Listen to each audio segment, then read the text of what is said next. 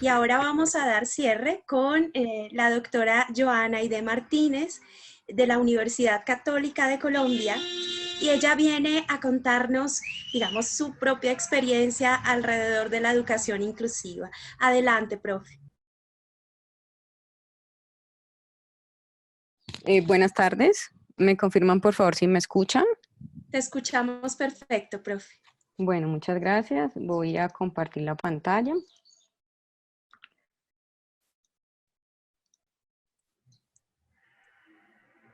¿Me pueden confirmar por favor si están viendo las diapositivas? Perfecto. Te vemos y te escuchamos. Vemos las diapositivas muy bien. Vale, Gracias. muchas gracias, profe. Bueno, pues primero que todo, buenas tardes a todos y a todas.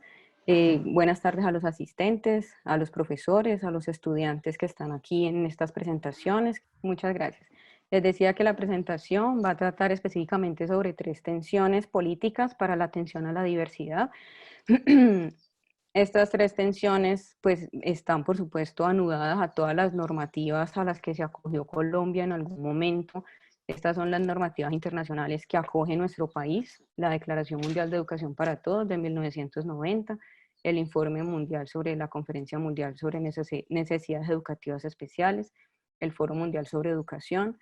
Particularmente en el 2006 se da la Convención Internacional de Derechos Humanos. Nuestro país la ratifica en 2011 y tenemos en el 2008 la Conferencia Internacional de Educación. Estas han sido algunas de las normativas internacionales a las cuales nuestro país se ha acogido. Tal como mencionaba uno de los compañeros conferencistas, Colombia ha sido un país que ha tenido avances importantes en el marco legal de la inclusión educativa. Ante todo, la inclusión es un proyecto político. En esta atención a la diversidad, pues inicia la inclusión como proyecto político. Aquí tenemos la Constitución Política de 1991, particularmente los artículos 13, 44, 46 y 67, pues hacen alusión a la diversidad y a la multiculturalidad de Colombia y el respeto a la diversidad y a la diferencia. Tenemos la Ley 115 de 1994, la cual reglamenta la Ley General de Educación, el Decreto 2082, el cual reglamenta la atención educativa para las personas con limitaciones o con capacidades o talentos excepcionales. Aquí pues yo encuentro una atención, esa atención, aquí yo encuentro una atención, y esa atención es en la manera en cómo se nomina a las personas en condición de discapacidad. Las leyes en Colombia, cuando se revisan, algunas tienen el nombre, por ejemplo, de limitados, lo tienen ya subrayado con rojo y han propuesto otro tipo de palabra como la de discapacidad. La ley 361 del 97 establece todos los mecanismos de integración de las personas, como lo denomina la ley, con limitación. Lo digo así porque así lo denomina la ley. Tenemos la ley 368, perdón, la ley 1346 de 2009, y bueno, estas son como todas las leyes a las que Colombia ha creado a partir de acogerse de esos tratados internacionales. Particularmente las tensiones que voy a hablar las he centrado en el decreto 1421 de 2017. Es un decreto, perdón, que sale en Colombia en 2017, hace 3 años, y por el cual se reglamenta la educación inclusiva y la atención particularmente a la población con discapacidad. Hay 2 problemas que ha presentado la educación inclusiva. Aldo Campo me ha permitido hacer algunas reflexiones sobre la epistemología de la educación inclusiva. Hay 2 problemas. Uno es un problema epistemológico, del cual se plantea pues que no hay una claridad sobre la epistemología de la inclusión.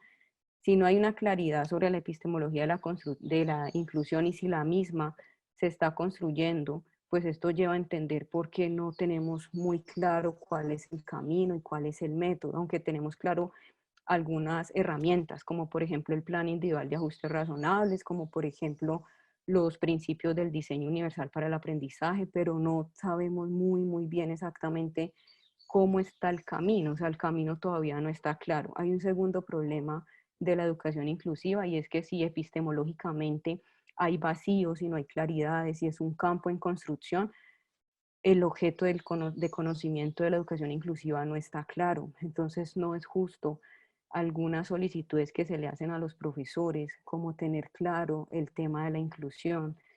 tener claro cuál es la diferencia entre educación inclusiva e inclusión educativa. Pues creo que estamos haciendo un pedido que los investigadores estamos tratando de hacer un aporte teórico a esta epistemología de la educación inclusiva. Entonces, ¿qué es lo que existe? Si no hay un objeto de conocimiento claro, hoy en día podríamos afirmar que el objeto de la inclusión o de la educación inclusiva es la diversidad, no la discapacidad, sino la diversidad. ¿Qué existe entonces? Pues un conjunto de influencias que intentan dar unas explicaciones en la educación inclusiva.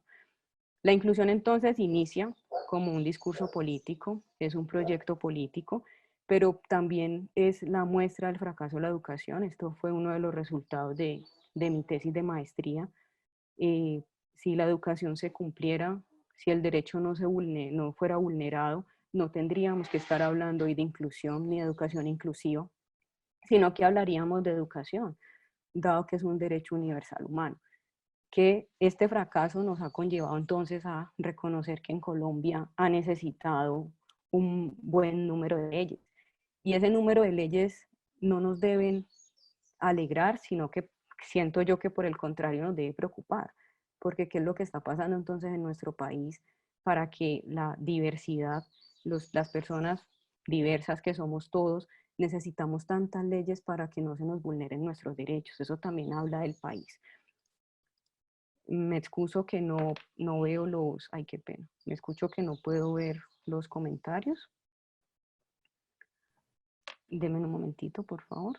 Tranquila, profe, y nosotros te retroalimentamos, profe. Está bien.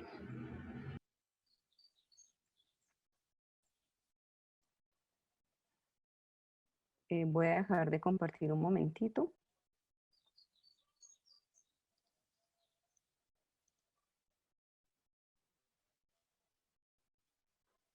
Ya, deme un segundito, por favor.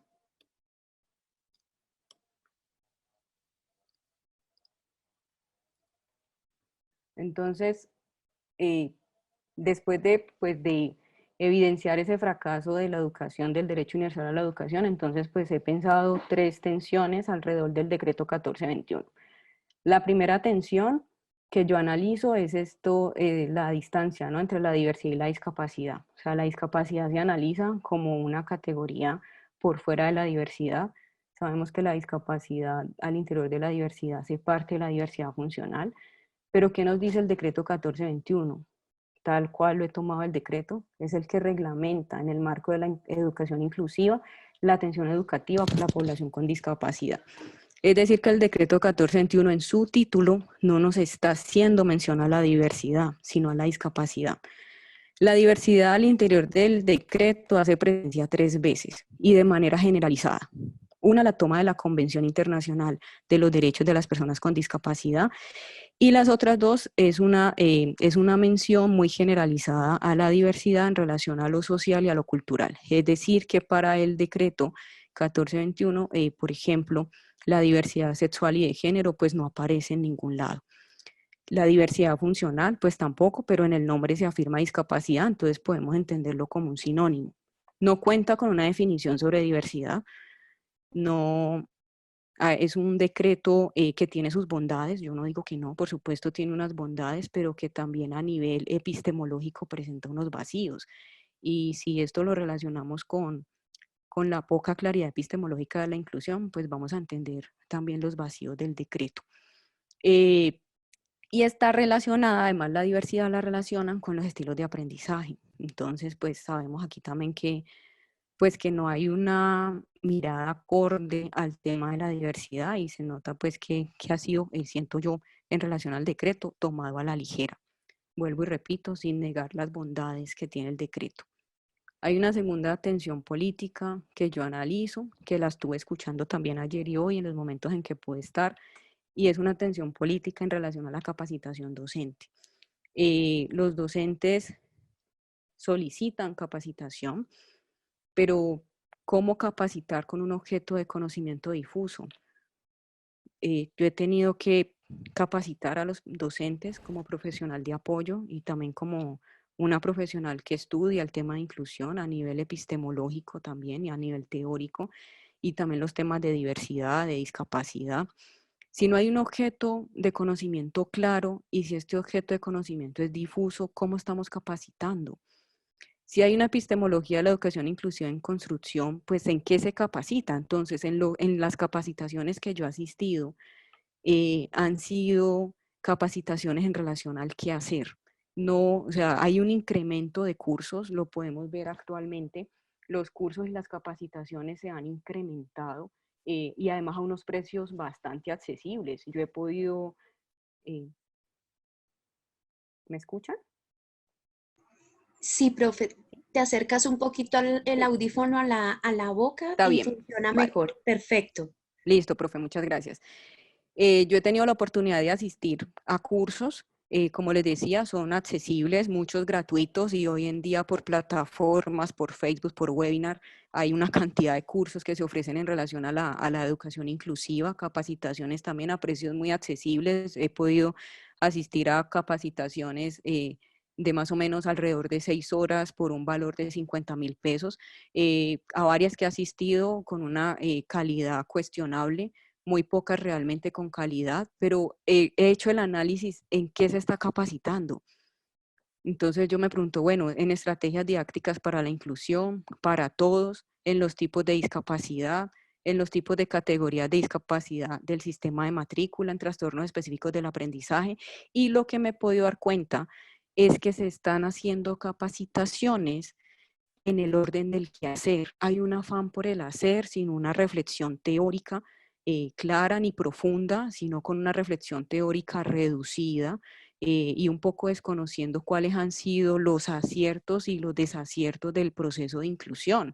Yo he asistido a capacitaciones en el quehacer, entonces me enseñan que, por ejemplo, para la dislexia podemos usar cajones de arena, que por ejemplo para los trastornos específicos de lectura podemos utilizar, como estamos viendo la imagen, hacer una cartucherita y con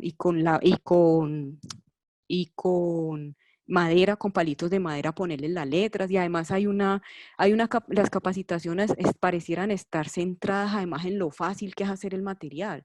Profe, usted en una caja de arena, no, si no echa arena, ponga serrín y que el niño dibuje, el niño con condición de dislexia o con la dificultad de aprendizaje de dislexia y ahí él va a aprender. Entonces, bueno, las capacitaciones están centradas en el hacer sin la reflexión necesaria. Esto entonces lo que puede llegar a promover son inconscientemente, por supuesto, no intencionalmente, puede llegar a promover prácticas entonces excluyentes y segregadoras. Entonces, pues aquí hay una tensión que yo analizo también, que es importante tener en cuenta. En relación también a esta de la tensión de la capacitación docente, hay también unos discursos basados en la buena voluntad, en que el profe lo puede hacer y que es muy fácil para preparar el material didáctico, y también hay un discurso basado en que el profe debe estar dispuesto al cambio. Por supuesto, yo no es que esté en desacuerdo con la propuesta del cambio, sino que tenemos que hablar es en términos de flexibilización curricular. Y cuando pensamos la flexibilización curricular, eso no involucra solamente al profesor. Hay pocos cuestionamientos sobre los recursos financieros que el Ministerio de Educación Nacional otorga a la atención educativa de las personas con discapacidad a propósito del decreto 1421.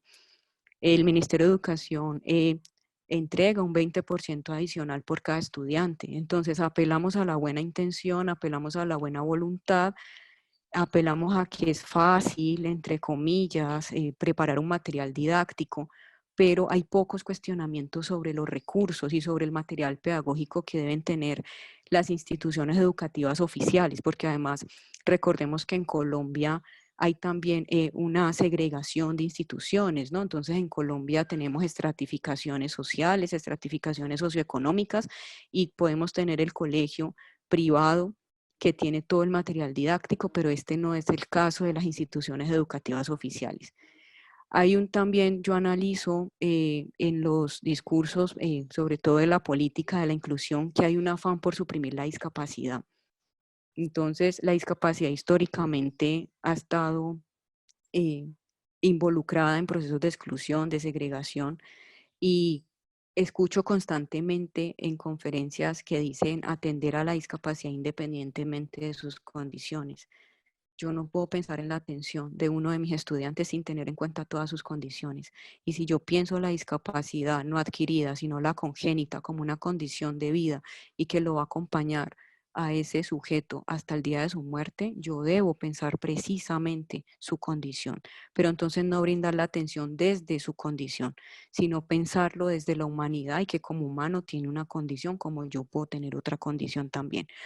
Hay un nulo análisis en la capacitación docente sobre modelos medicalizadores que tanto efecto han tenido sobre la discapacidad, sobre modelos patologizantes, desarrollistas, patriarcales, normalizadores, colonialistas, capitalistas. Entonces aquí a mí también me surge una pregunta. ¿Quién es el que incluye? ¿El regular? ¿El que no tiene discapacidad? ¿Quién? ¿Quién incluye a quién? ¿O somos nosotros los que no tenemos una condición de discapacidad los que nos incluimos? Bueno, incluimos en la diversidad, eso lo tenemos claro, no incluimos la discapacidad, me centro en la discapacidad por la atención política del decreto 1421, pero entonces, ¿quién incluye a quién? Y esa es una pregunta que también es pertinente hacerse. Aquí les he copiado una imagen de Arasac, en donde se ve la comunicación aumentativa, por ejemplo. Entonces, pues en las capacitaciones muestra muy de manera rápida cómo usar pictogramas, por ejemplo, para diagnóstico de trastornos generalizados del desarrollo, como el autismo o el síndrome de Asperger. Por supuesto, es material que necesitamos, es material que nos sirve para nuestras labores, pero no debemos olvidar que en esa capacitación docente es muy necesario tener miradas críticas y propositivas en relación a estos modelos que han sido imperantes desde hace muchos años. Es importante también capacitar sobre la historia de la discapacidad. Es importante también hacer capacitaciones o eventos como este en donde nos den una mirada crítica también a la educación inclusiva. Una tercera atención política y la última la ha denominado lo que el Estado deja de hacer. Lo que el Estado deja de hacer, por supuesto, genera exclusión. No basta solo con la aparición del decreto 1421, sino cumplirlo. Y no basta con cumplirlo a medias, ni con cumplirlo en el afán, porque en el 2022 nos van a medir. Entonces, en el 2020, la Contraloría está encima de los profesionales de apoyo y encima de los entes territoriales. No, hay que cumplirlo y cumplirlo a cabalidad y cumplirlo bien. En lo que el Estado deja de hacer, hay una contratación tardía de los docentes de apoyo, por lo menos me refiero a la ciudad de Cali. La contratación de los docentes de apoyo a la educación inclusiva fue en junio y de enero a junio entonces no hay procesos de inclusión activos. La inclusión entonces toma pausas en el año y estas pausas pues tienen unos efectos en el aprendizaje y a veces son efectos que son muy difíciles de poder resarcir. Entonces hay un empleo temporal también de los docentes de apoyo pedagógico en relación a lo que el Estado deja de hacer, que promueven una precariedad laboral, empleos temporales con prestaciones de servicio a 4 meses, pues son empleos que entonces el profesional requiere tener otro trabajo para poder ganar un salario digno. El Estado podría no tercerizar la contratación, lo están intentando hacer. Sé que a partir de junio de 2020, por lo menos en la ciudad de Cali, con el cambio de la alcaldía, se trató de no tercerizar la contratación, pero no hay condiciones tampoco para el docente que apoya pedagógicamente la educación inclusiva. Y esto también lo debemos pensar en precisamente en nuestras investigaciones y en lo que leemos. Eh, y, y si yo vuelvo y recuerdo que históricamente las personas con discapacidad han sido eliminadas, excluidas, segregadas, pues el decreto actualmente cumple con pocas condiciones y pareciera que nos ha sido como sociedad muy difícil poder brindar realmente condiciones humanas a las personas que requieren un apoyo y a las personas, por bien sea por alguna condición de su diversidad o por su discapacidad o por su trastorno específico en el aprendizaje o por, como dijo un compañero hace un momento, porque tenemos procesos de migración en donde los estudiantes están llegando a las instituciones educativas, entonces pareciera que seguimos dando lo mínimo. Ya para terminar, algunas conclusiones. Es importante el trabajo intersectorial. Es importante también pensar en la importancia que tiene la familia, el sector salud y la escuela. No podemos encontrar barreras en ninguno de estos tres sectores. Es necesario promover el trabajo articulado con otras entidades que conforman la ruta de atención integral a niños, niñas, adolescentes y jóvenes. Se requiere promover estrategias de atención a la salud mental, sobre todo ahorita, en este momento de pandemia, donde nuestros niños y nuestros adolescentes y jóvenes han estado en un confinamiento en sus casas. La escuela dejó de ser el lugar de encuentro. Hay que promover estrategias a la atención de la salud mental, hay que tener acceso al material pedagógico. El decreto 1421 define muy bien la accesibilidad, por ejemplo, entre otras definiciones, pero hay que tener acceso, y este acceso debe permitir promover distintos aprendizajes. Hay que realizar capacitaciones en el orden del quehacer, pero también en el orden de las miradas críticas a los modelos normalizadores. Hay que escuchar, a propósito de la Convención sobre los Derechos del Niño, el artículo 12, hay que escuchar a los niños, a las niñas, a los jóvenes y a los adolescentes en el proceso de atención en el marco de la educación inclusiva. No solo eso lo tenemos claro los profesionales de apoyo, no solo se escucha a la familia, también se escucha la voz del niño. Y finalmente hay que comprender que la educación inclusiva es un proceso, no es un número de entregables relacionados con los PIAR. Muchas gracias. Muchísimas gracias a ti, profe Joana Aide. Creo que han logrado identificar el compromiso y el trabajo en el campo de la educación inclusiva que nos ha mostrado frente a su presentación hoy. Deja claridades enormes en términos de ese decreto 1421 que ya llevamos 3 años en términos de su implementación y todo lo que implica hablar de eso tan difuso que se vuelve ese objeto de estudio para muchos de los docentes y cómo el Estado ha dejado de hacer. Es evidentemente un impacto grande el que nos deja ese decreto al tiempo de su implementación. Profe, mil gracias. Agradecemos tu participación. Nos has Muchas dado gracias. muchas luces frente al tema